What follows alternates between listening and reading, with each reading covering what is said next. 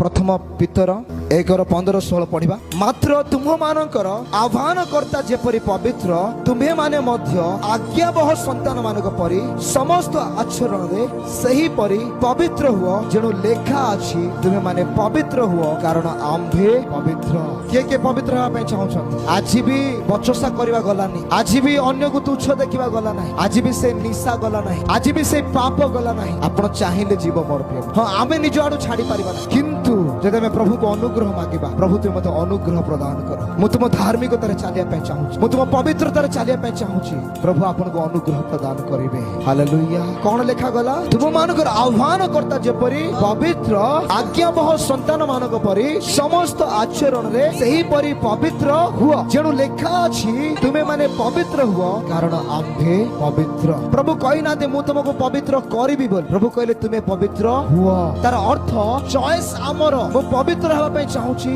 ना मु पाप रे रहिया पय चाहू। चॉइस मोर। मु जदि पाप रे रहिया पय चाहेबी, प्रभु कहले ठीक अछि बाबा आहुरी पाप कर। प्रकाशित 22 जे अधर्मचारी से आहुरी अधर्म आचरण करू, जे असुची से आहुरी ना भल रे कहबो समस्ते।